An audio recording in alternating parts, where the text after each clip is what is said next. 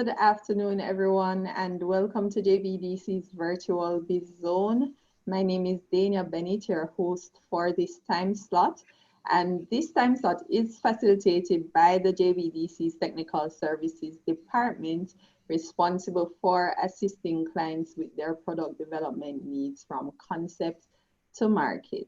Some of the services that we generally offer includes consultation, incubation, facility audits, queue management, value stream mapping, and much more. So since the inception of the virtual biz zones, we have explored different topics with the overall objective of assisting businesses to be able to become a little bit more successful in their respective endeavors. And this week, it's no different.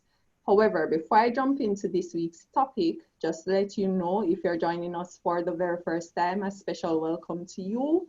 However, if you have any questions, we will be facilitating them at the end of our presenter's presentation. So at that time, you can either click on the icon indicating that you want to raise your hand, or you may type your question in the chat and you will be acknowledged at that time.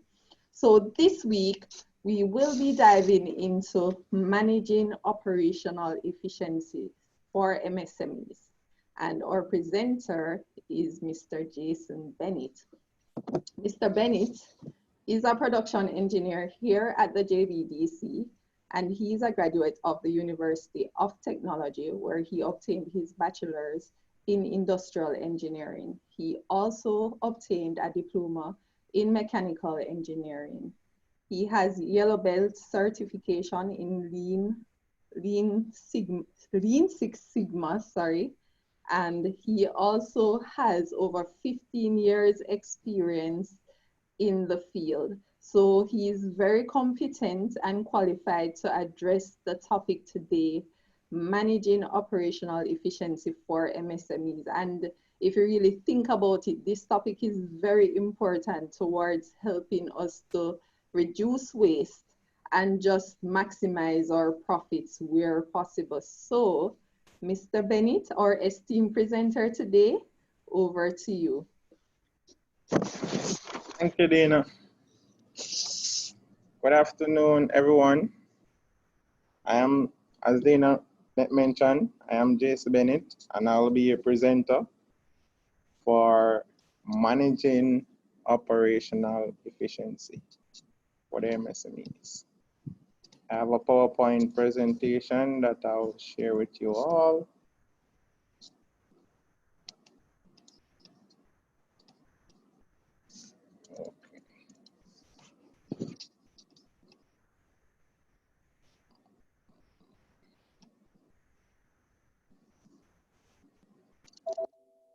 Okay, so here we go. Let's go into it. So we'll be discussing what is operational efficiency, business process mapping, input/suppliers, raw material transformation process, output/your customers, your action plan, implementation, preparation for recovery, and I have a small conclusion. Okay, so here we go. What is operational efficiency? Now, operational efficiency is when the right combination of people, processes, and technology come together to optimize business performance. It also encompasses techniques and strategies used to accomplish the basic goal of delivering quality services and goods to customer within the most cost-effective and timely manner possible. Some of the areas that operational efficiency covers include your resource utilization, production, distribution, and your inventory management. Okay, so Whether you're in manufacturing or service business, your goal should be to eliminate waste and to maximize value creation, which will result in a more productive and competitive and profitable business.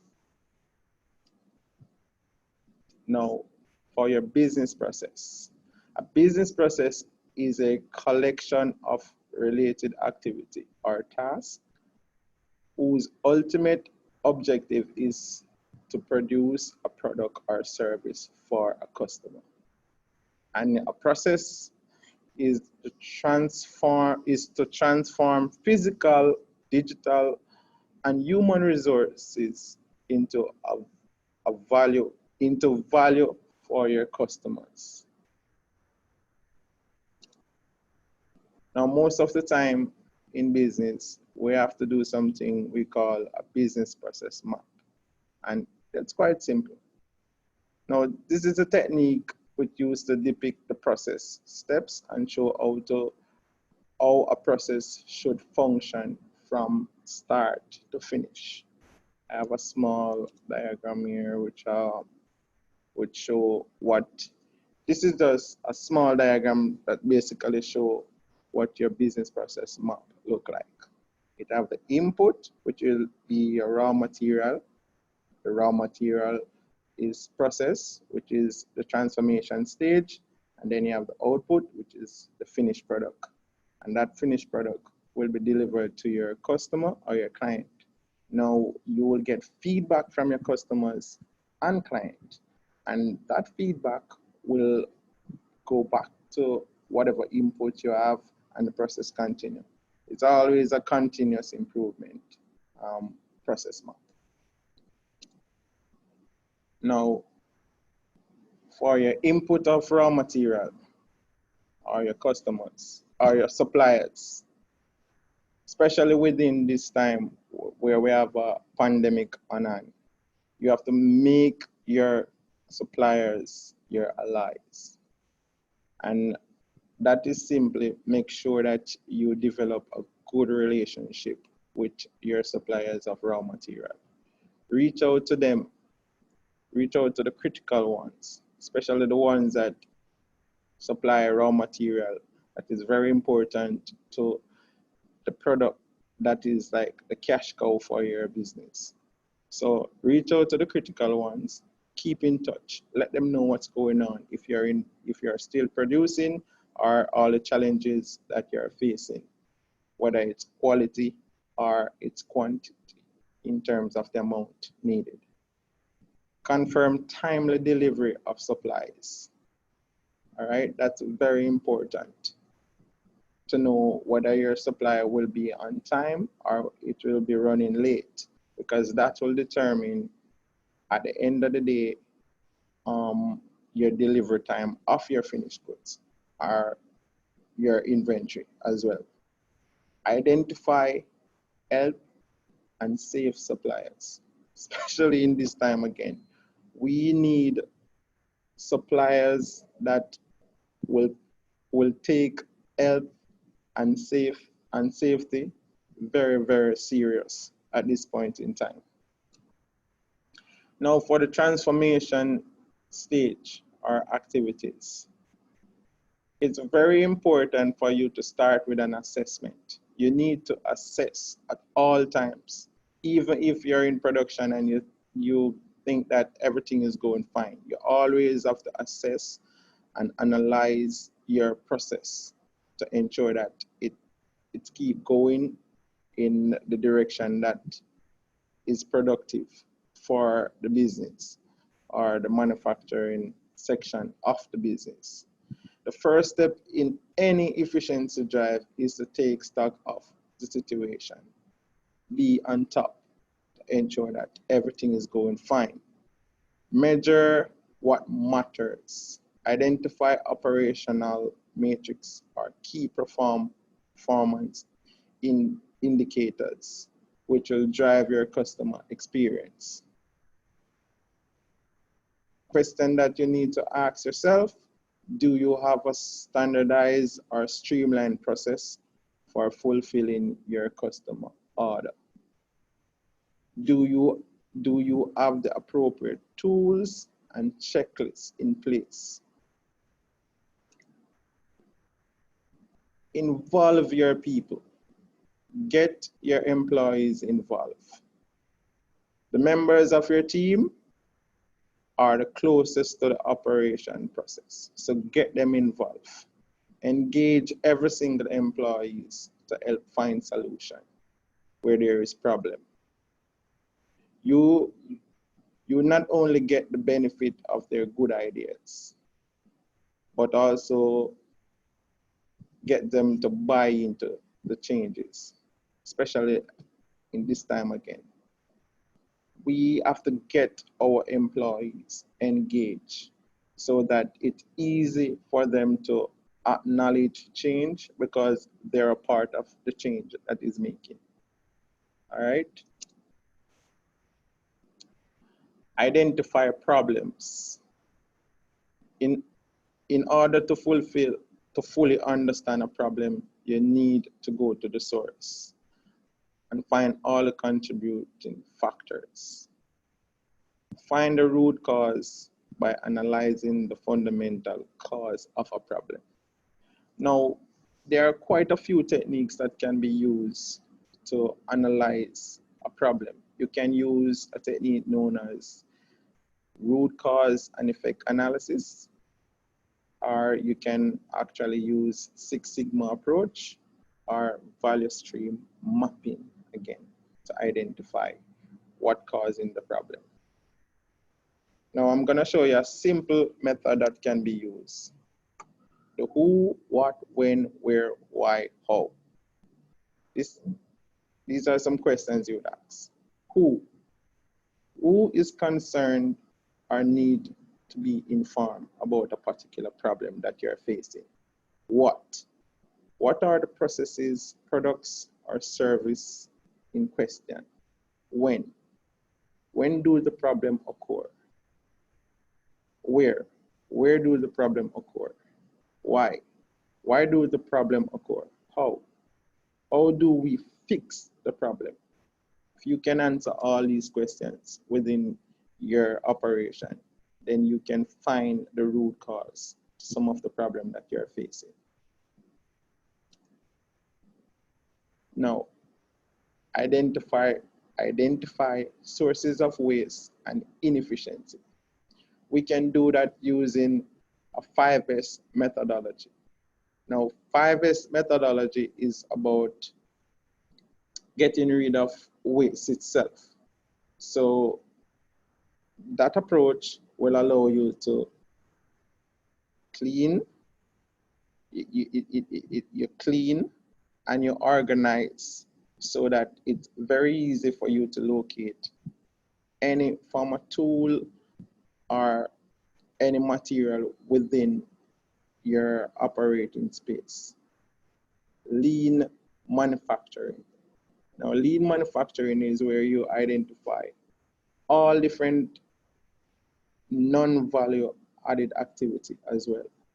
And you can easily eliminate some activity that doesn't add value to your output. And simply as I see it, most non-value added activities are a waste. It can be a waste of time, a waste of energy, and definitely a waste of your resources and a waste of your money. Now, you can also look at time and motion studies and queue management. Also, value stream mapping. Now, value stream mapping is where you map your entire process from the input, which is the raw material, right to the distribution of your finished product. And you will look at all activities and see what makes sense and what doesn't make sense. And you can eliminate what doesn't add value. All right. Now, it's important to double down on technology. At a time like this, when work rules have been reduced to a minimum, businesses that that can afford to invest in technological equipment or automate some of their processes will benefit tremendously. And we all see that during the time of lockdown, where we have been restricted in the amount of time we spend at work and the amount of time we spend doing any form of production activity, all right?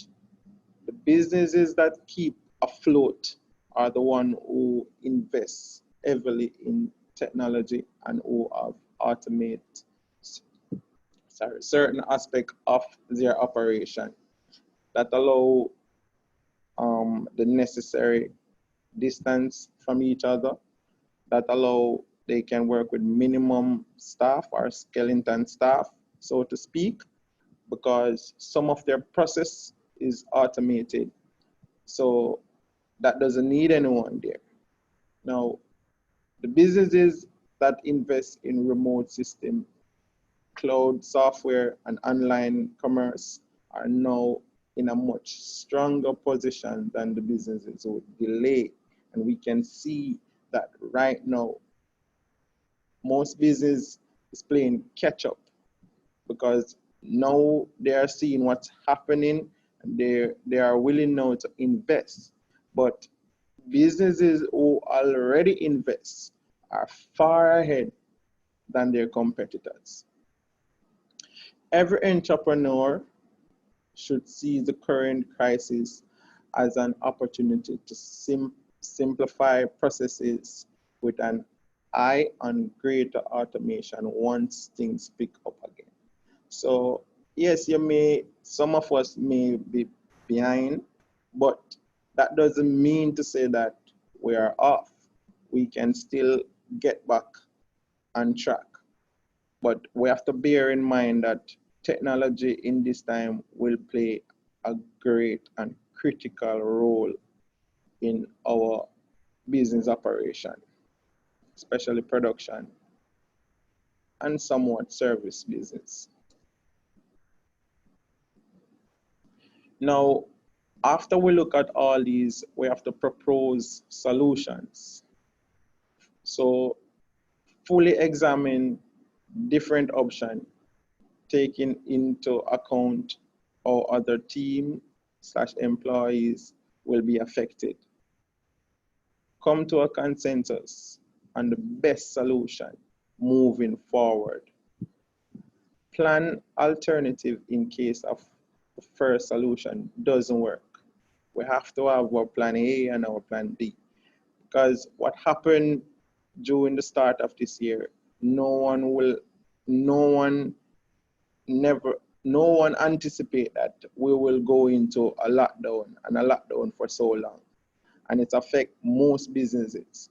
So we have to kind of look to the future and have a plan A, a plan B, maybe a plan C too, as to how we are going to stay afloat and keep our business running efficiently.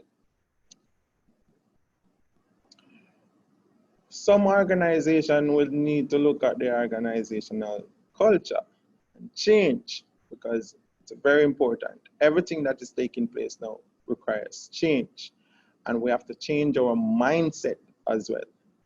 So create a culture of continuous improvement in your business. Share this vision with your team members. They have to buy into this. They have to understand that change is inevitable and it is upon us at this time. So we have to change in order to let this work. So keep your team up to date and share knowledge and information with them. Let health and safety becomes a lifestyle in and out of the workplace. And that's very, very important. We talk about social distance. We talk about sanitizing our hands and ensure that we stay healthy, but it's not just in the workplace, it's also out of the workplace as well. We need you to come back to work tomorrow. We need to produce. And if you get ill, then we will be short staff. and we don't want that. However, we value life, so we still want you to be alive and want you to be safe. So we have to make this a lifestyle change in and out of the workplace. Strong communication and coordination between every team members is crucial to remain agile and productive. We have to communicate with each other. We have to understand what's going on with you, with me, with the process, with the operation, with the business, and so forth like that. Where we have challenges, where we have problems, how can we fix this in order to be efficient and to move forward? Determine the appropriate demand. Now we're talking about our output, our customers. We have to reach out to our customers / client and get insight from the market so as to know how to adapt and to realign our operation. We cannot produce goods that we know that goods or service that we know that is not in demand at this time. That simply will cause us to tie up our resource and our cash into products or service that is not needed, and that will be a waste. All right? Avoid producing goods, service that currently do not have or little demand in the market, and that's what I just mentioned. All right? The impact of this crisis might change customer or your client needs and expectation permanently.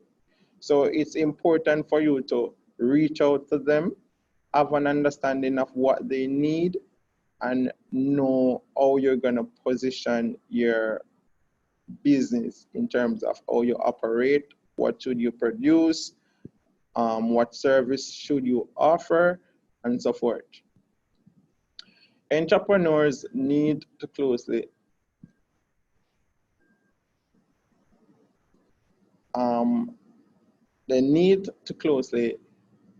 look at their customer habit and rethink their offer if necessary.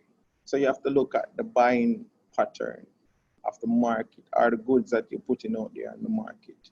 See where the customers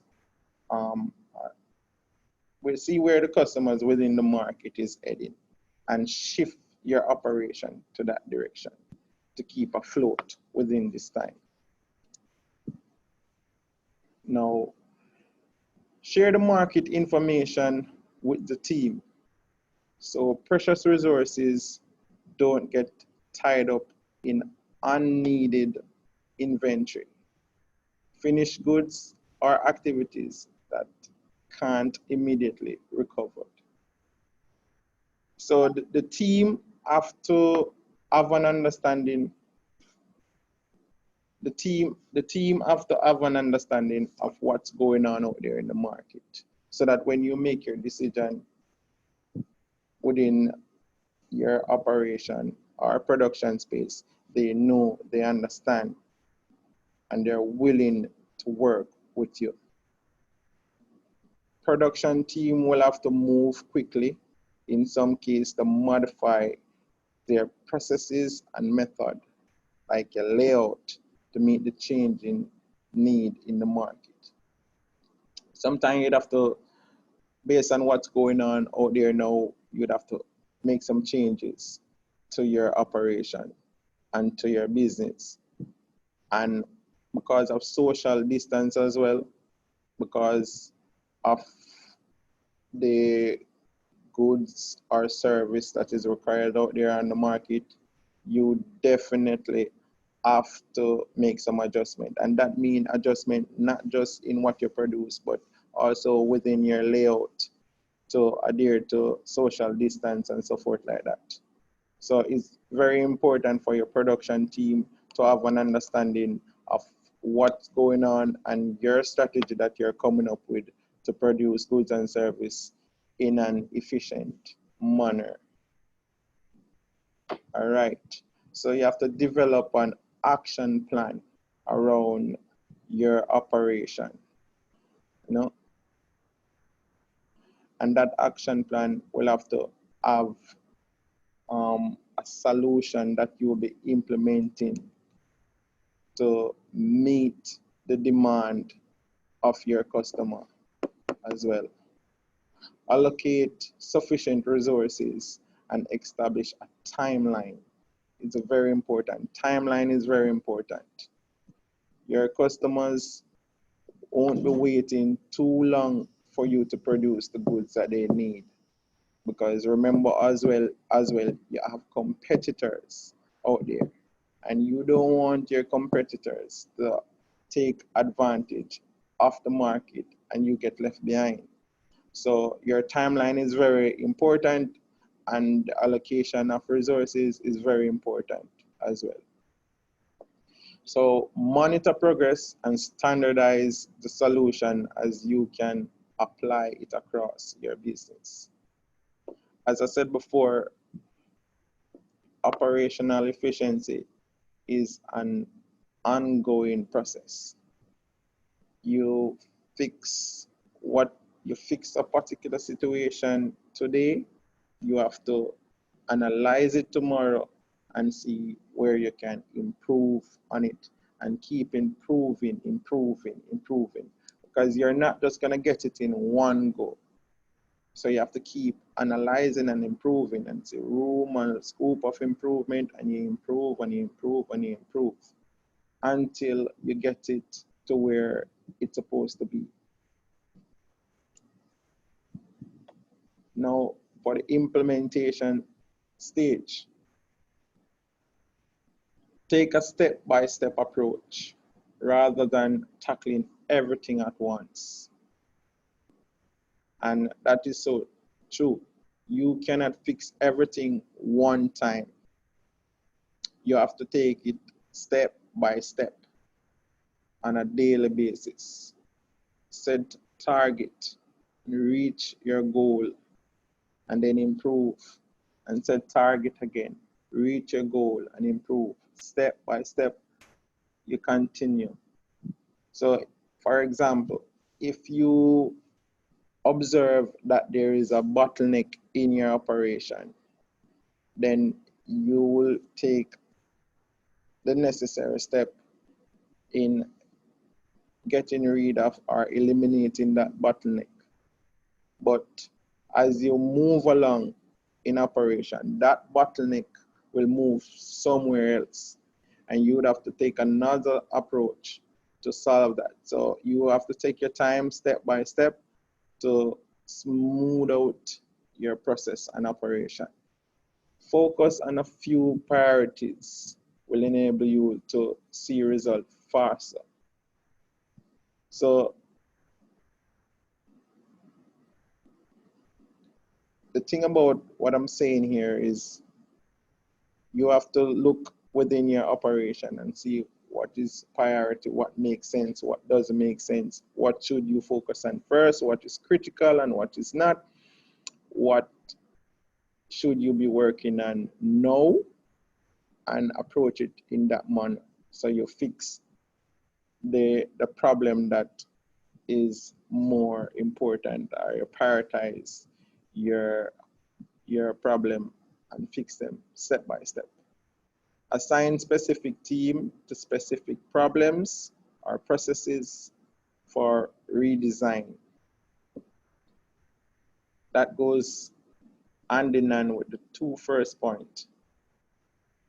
All right, you have to assign work to various different teams in various different sections. One team cannot fix everything. You have to assign work to various different team members or teams. And in that case, you'll be using up your employee in an efficient way to solve the general problem that face your business or your organization. Put a formal suggestion system in place for employees. give them a voice. Let them, they are the one who is on the floor working. They are the one who understand most of all. They are the one who see some of the problems. So if you give them the opportunity to be able to voice some concern or help you by giving you some solution to some of the problem that they're facing, then you'll be able to solve your problem as quick as possible. And that in itself will allow them to feel comfortable knowing that they're a part of the implementation. All right? And they will work more efficient. Look for breakthrough accomplishment. Small improvement can transform into major increase in productivity. That says it all for itself. Measure your results. Ideally, this should be done by an objective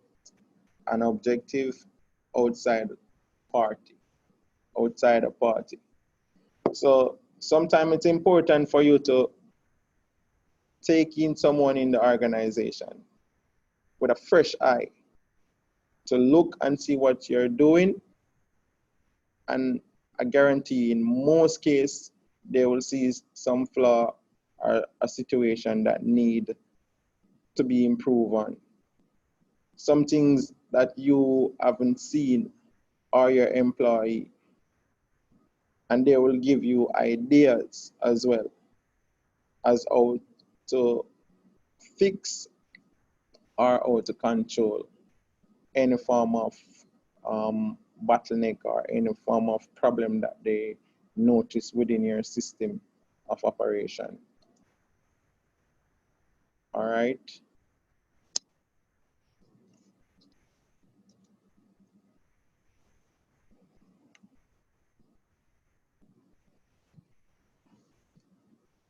Prepare for the recovery. Now, even though this pandemic is upon us, we believe that at some point in time, we will overcome. Now, we have to prepare ourselves for that time within our organization and our operation as well. So firm up your orders, especially now that we are trying to open up back the country and trying to get production going again. You can firm up your orders with your suppliers and with your market. Purchase materials / suppliers. So you know the material or the equipment that needed, and you have your strategy work out and you're ready to implement your strategy and your plan going forward. So you can actually start doing your procurement process by looking for various different suppliers of raw material and equipment to implement within your organization. Then you can think about recalling employees, because I know that some business still operating on skeleton staff because of social distance and so forth like that. Not every employees are present at work at this time. So if you firm up your orders and you put procurement process in place for raw material, technology, technology in the sense of equipment, then you can think about recalling employees, because at that case, you have to ramp up production and to get go in an efficient and effective manner as well. Do your forecasting. Do your forecasting meaning you're going to operate at this present time, we would call it a just-in-time operation. So you don't stockpile all these raw material within your inventory that will not be used for the next 6 months.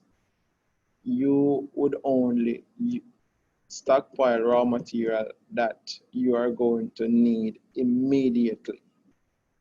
And that way would prevent you from tying up your precious money into inventory that is not immediately needed, especially if you analyze the market and know that there is a certain type of product out there that will not sell at this time. You don't want to tie up inventory in such raw material or such products. So you are looking to prioritize the type of product that you are going to make at this point in time. So you have to do proper forecasting of your inventory. Then after that, now you can think about ramp up your operation. Now that you understand what your supply of raw material is about, and you understand how they can actually supply you with quality raw material needed, what product you will be making, and you can streamline your operation within your manufacturing space.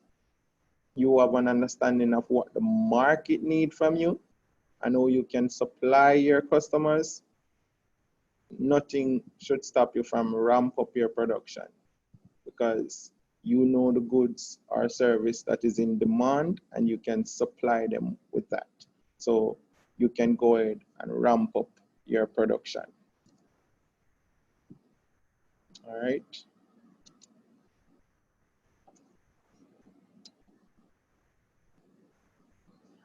Now, for conclusion, to maximize productivity, every business needs a sound operation plan. However, effective planning can be a complex process that covers a wide variety of activities to ensure that materials, equipment, and human resources are available when and where they are needed. Operation plan is a roadmap. It helps you know where you are going and how long it will take to get there. All right. And I think that completed for me. Dana, any questions? I'm here to answer your questions. All right. Yes, Jason, I'm here. Thank you so much for your presentation. Yeah. It was certainly very informative and valuable as we continue to grapple with the whole COVID scenario. And many of us are still unclear as to how we can navigate going forward. So it has been very helpful. And some areas that I wanted to highlight is that you brought up, we need to be able to be clear on our timeline. We need to measure what matters. We need to standardize our process and try and have the necessary resources in place, as well as in assessing the root cause. If we can find out who, what, when, where, why, and how, we can certainly move towards addressing any of the issues that may come up during manufacturing or producing. And one thing that also jumped out at me is to always assess and analyze your process. And we covered a bit of that when we looked at design thinking earlier. So I'm gonna jump to the questions. Let me see, I'm checking the chat. Okay, I haven't seen any questions yet, but if you have any questions, please go ahead and type them in the chat, or you may click on the icon indicating that you want to raise your hand. But yes, as I was saying before, we did cover some of these areas when we explored design thinking. And when we did that webinar, Jason, one thing that, well, it stuck with me is that we always have to continue to grow and review the process and to make Right. adjustments, because it's never really perfect. You know, you can always improve. And that came out again today in your presentation. We always need to look back at the process and look at areas where we can improve so that we don't get left behind, especially whereas our competitors are concerned. And still not seeing any questions in the chat. It seems as if everybody probably is clear, Jason, with what you presented, because I know that they really got some information that they will be able to. Well, I try to break it down as simple as possible still. Yeah. And Yeah. we all know that your area is not always that simple. Yeah, And right. be very complicated and hard. But what I also wanted to highlight is that some of the areas, Jason, that you pointed out to them that they can utilize it towards assisting in improving their efficiency. We do offer some of those services here at the JBDC. So I don't know if you want to just go through and outline some of the areas that are covered, especially within your unit, because I think that would be very helpful so that persons know that you don't have to figure out all of this on your own. No, they don't. Actually, we do provide some of the services. Put it this way. We are industrial engineering, right? Right. So it's very important for them to understand that anything that deal with productivity, we offer here. Whether you're in a service business or you're producing goods, all right? So any technique that you think about in that capacity towards productivity and to improve productivity and to reduce waste, we offer it here at JBDC. Every business is kind of a unique in its sense. So they will have different challenges. We will have to make an assessment, and then as I mentioned before, we can use the various different methodology or techniques to assess their operation and come up with recommendation for them to solve their problem. Like, for example, I spoke about the root cause and effect analysis, where it's similar to the who, the what, the where, the how. But I didn't go deep into it because that will be a little bit more complicated. I just touch it on the surface. But we can also utilize that as well as Six Sigma. Because within Six Sigma, we can talk about you define a particular problem, you measure the problem, you analyze the problem, you implement a solution, and you control. And that's a continuous improvement process. So even when you implement and you start to control, then you look back again and define again and you measure again and you know, so as to keep abreast, so you won't drop off. The only thing you can think about is to keep improving your business, your operation as it expand and get bigger in terms of demand and so forth like that. So we can look at Six Sigma for that. And we can look at value stream mapping, where we map your entire process and operation from your procurement of raw material to the transformation stage where you produce goods to the distribution stage where you distribute your output or your finished goods to your suppliers. And within the value stream mapping, we mainly will look at what had value and what doesn't have value, which we would refer to as non-value added activity and value added activities. And we look within your process and how you do your thing through time and motion study.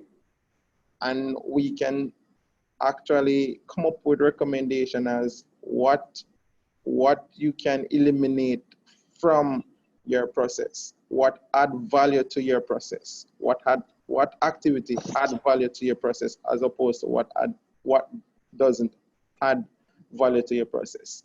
And that now in its sense can allow us to streamline your process flow with straight value added activity and eliminate most of what doesn't add value, and you can utilize resources more, such as your labor or your human resources, in a more efficient way, and you can be more productive, and you can produce more goods or a better service at the least amount of cost possible and the least amount of time as well.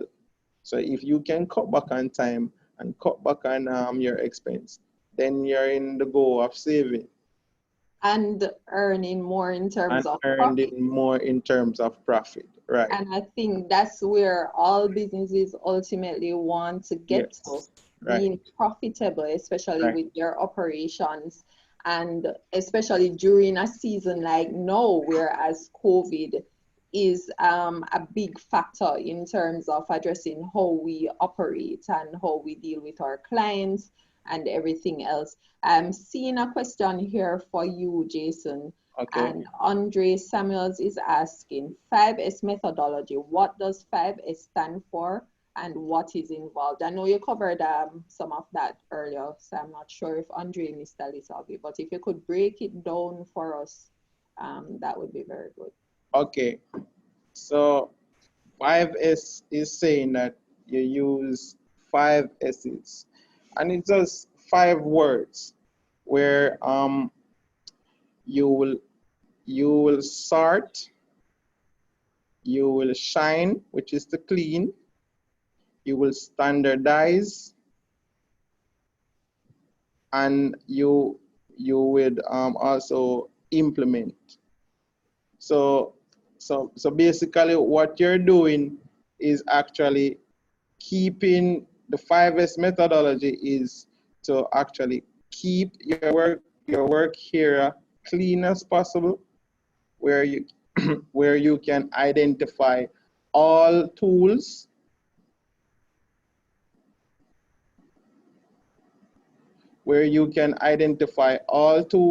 needed, and you can actually be more productive. Because put it this way, sometimes you will step into a workspace, right? So when you step into the workspace, you actually step into a bundle of mixture of garbage, tools, raw material, etc., etc. So what the 5S is just 5 words, basically, you starting with S. So Andre, 1, the first S mean to sort. Second S mean to set in order. The third S mean to shine. Shine really mean clean. All right. The fourth S mean to standardize, mean you set a system where it's a standard system for you to sort and to set in order and to clean. All right. But for the S word, they use shine instead. And then the fourth word, as I mentioned, was standardize, right? So the 5th word is to sustain.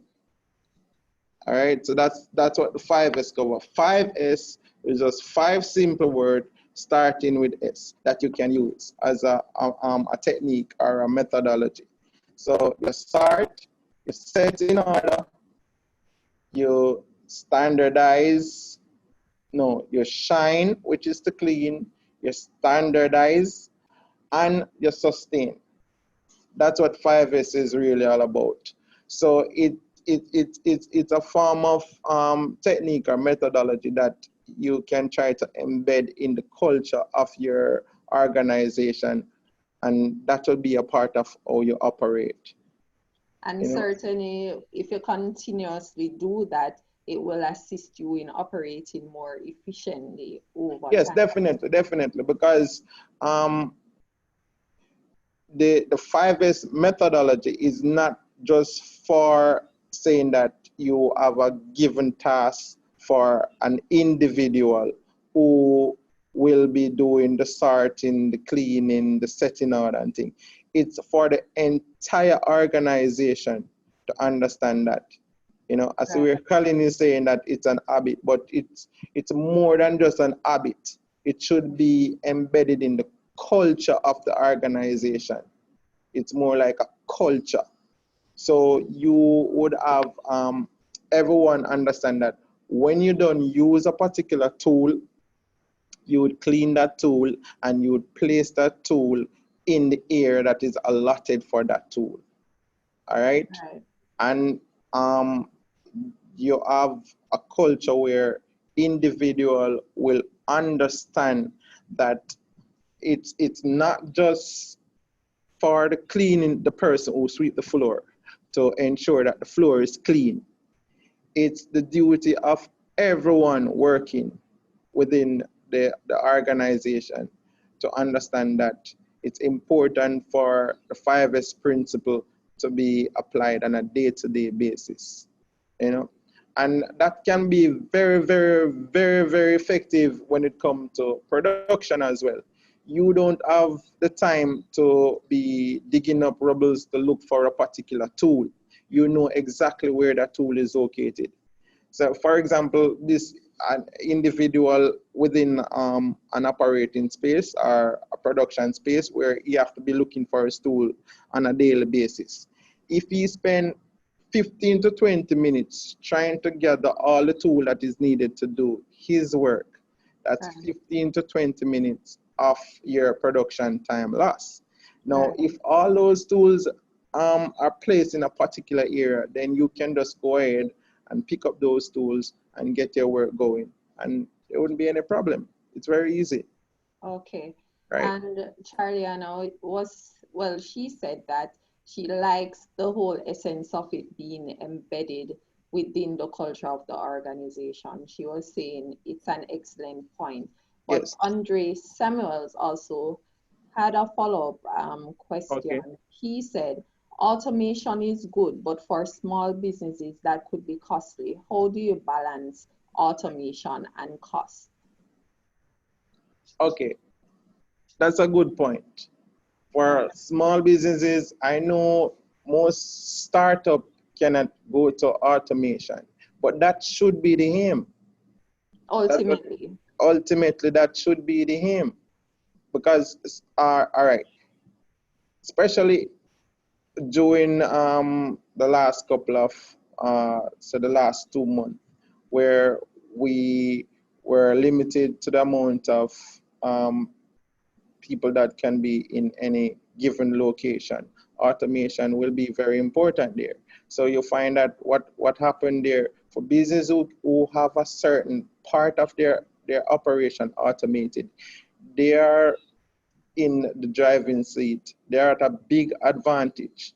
But I understand what Andre is saying about automation and small business, but the whole aim of it is to let the small man know that at some point in time, you have to try to bring your operation to this level.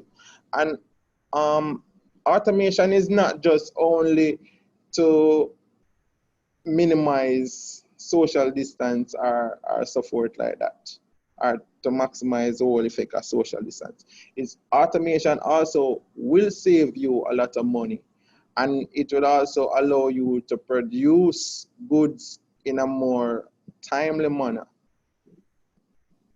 So right, but it for that upfront cost in terms of accessing the level of automation that would be required, because certainly it can put you ahead of the game when you have that in place. But is it that over time you can either try to automate where you can, or you can actually just save towards that in terms of one of your business goals? I'm seeing here where Charliana Bailey Carey, who is one of our business advisors here at the JBDC, she's saying it is an investment and a similar approach to investing and installing solar system, rainwater harvesting, etc. So yeah, she's saying you covered some in terms of phases, but definitely for the small businesses, Jason. I know it's a challenge for the small business, but yeah. I mean, Dana, you and I know that some small business in Jamaica, how they operate is that they have a process now going very labor intense, and they plan to just keep it that way. Right. But we have to look and see what's going on out there now in the industry. The game is changing, especially this pandemic show a lot, and we have to learn from it and understand that we have to change with the world, with the game, in order to stay afloat. So I'm not saying that small businesses can afford to automate their operation right now, but I'm saying bear in mind, keep it in the back of your head as a small business owner, that you have to try and get to the point where you can automate some of your operation. Right. And that can be very important for you going forward in the future. Right. And I'm seeing here where Colin Porter, who is the manager for technical services department, he's saying that fortunately today, technology allows some affordability in automation, which can be done in modules. Example, investing in a small laser cutter, engraver, can automate manual cutting of materials, which will definitely save time for persons. And corporate communication, I said automation saves time and money. Yes, it does. Right. But the point that I was trying to make is that I know that small business owner out there hear us talking about automation and think that, oh, JBDC is you're talking about automation and I cannot afford it. Right. But I'm saying I know you cannot afford it right now, but that should be on your future list. Where, it should be a goal, definitely. Right, for your business. definitely, right. And all the other things can be added to it. As Colin mentioned about the time, can save time and it can save money, etc., etc. So Right. you should bear that in mind as well going forward in the future if you want to stay in business. And one thing I think that also came out a lot in your presentation, Jason, is, and as I said, it links back to design thinking. You need to be always thinking ahead, thinking about the future, and then the decisions that you make in addressing the problems, they should be towards growing your business and moving towards that place that ultimately can be efficient, you can generate more profit, and it can be something useful for you going forward. As well, you need to ensure that your employees are fully engaged in that process, because they can give you the feedback that's necessary and help you also in figuring out how you can improve on a process. And sometimes it's just a simple improvement that can help you to even generate more. The thing is, Dana, if you can get your employees engaged and ask them for feedback or ask them for their opinion or what they think about certain things, they will feel comfortable sharing with you. They are the one who's on the floor working, and they understand the process itself and the main challenge that they face. So they can give you some form of solution to some of the problem. Also, what that does is let them feel involved. So at that point, when you're making changes, they're buying into it because they're the one who's making those changes with you. So it's not an uphill task for you, the owner or the operator or the manager of a particular business, to actually change the mindset of the employee. The mindset is already changed because you get them involved. Once you get them involved and they're a part of the decision making in terms of all the changes needed and needed to be implemented, it becomes like a new culture. So they're already buying into it and they're already into the change and they're willing to work with you on those changes. It's not something that they come tomorrow morning and there's a change is making and they don't understand. All right. And sometimes they can actually resent that. And yes. so instead of it, you know, getting you the results that you want, it can actually set you back with that. Well, it's important for you to have an understanding of the individual that you're working with and the culture that you create within your organization, you know.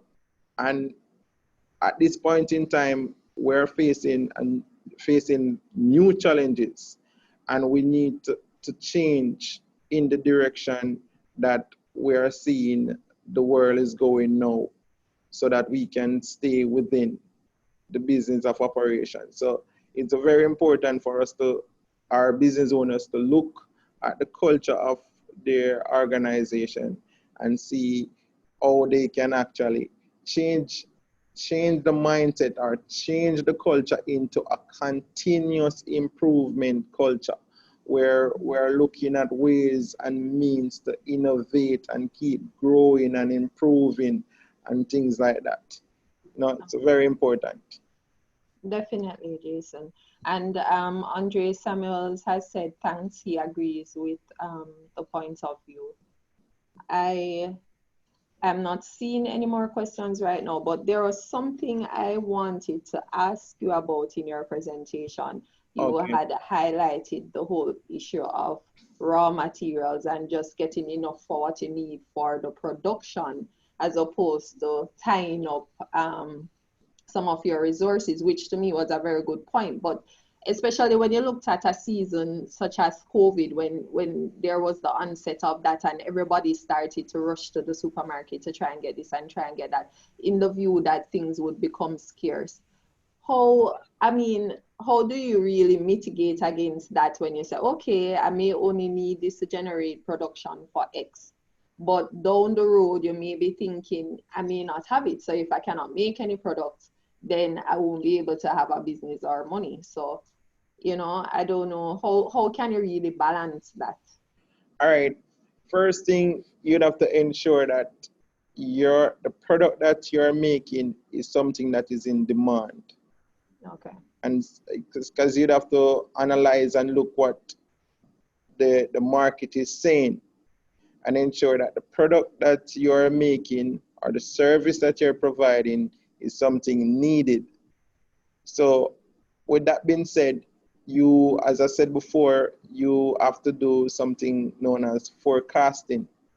So when you do your forecasting and you reach out to your suppliers, because you develop this alliance and this good relationship with your suppliers of raw material, you would have an understanding of how much they have, how much can you take, what your inventory is like, how much can you store, right, and things like that before you go ahead and start to procure and to tie up all of your resources. The point that I was trying to make, Dana, is that you don't need to tie up your inventory in raw material or finished goods that is not needed within the market, because that is cash sitting down, not moving, and you need to have a good cash flow. So you need to produce goods or provide a service that is needed, and we'll see things keep going and revenue keep coming in and so forth like that. But if you should not do a forecast and tie up your resource into inventory that is not needed at this point in time, that can run you up into some form of problem, because that will be cash sitting down in your storeroom, not moving. Okay. Andre Samuels is asking, sometimes buying in bulk will cost less than buying just enough. How does that address the point of not tying up resources? Then repeat. I don't hear you good. Andre Samuels is asking, sometimes buying in bulk will cost less than buying just enough. How does that address the point of not tying up resources? Okay, if you're buying in bulk, you're um, buying in bulk is not really a problem, but buying in bulk to ensure that this will be used now in production, and that for the small man, maybe the small man can buy in bulk as the larger organization. So there is a advantage and a disadvantage there when we talk about economies of scale. So the thing is, if the small man if the small man have an a storeroom where he can purchase a certain amount of inventory and see and knowing that this inventory will be put in operation for the next 2-3 weeks down the road, and that finished goods will be going out on the market and there is a high demand, then he can buy in bulk. But if you're gonna buy a small amount, and that small amount will actually, if you're going to buy in small amount, yes, I understand that if you're buying small amount, maybe that small amount that you buy, you'll be paying at a higher cost per unit than if you buy in bulk. But what about if when you look at your operation, you don't have the storage capacity to buy that large amount? You have to just buy within the range that you have the capacity to manage. That's the whole point I'm trying to make. Right. So, there is generally a benefit with economies of scale, and when you can buy in bulk, you can definitely save. But Yes. you can definitely lose if at the end of the day you cannot store the materials properly, and they may get spoiled, or Exactly. you may Because have you have to tight. look at your storage capacity and your inventory management. Right. And Need hence, still a that's why proper you have to forecast. do proper forecasting. Right. But then again, it goes back to your suppliers.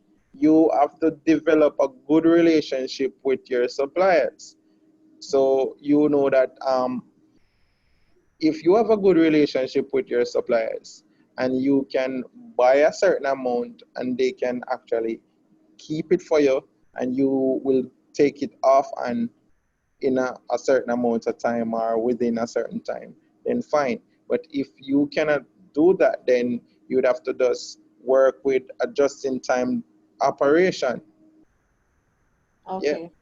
And Andre has also said, I guess cash flow will be the deciding factor. Yes, One of cash flow is one of the deciding factor, but also you'd have to look at your production space and your operation as well. Because if you don't have nowhere to store or adequate storage, then it would make sense, as the point you just made about good storage. If you cannot store your raw material properly, then you can end up have in loss because some of your raw material will spoil and so forth like that, and that will be money going down the drain. So you have to look within how you operate and what work best for you. As I said before, each business have their own unique challenges, and you would have to assess it based on your operation and all the challenges that you face.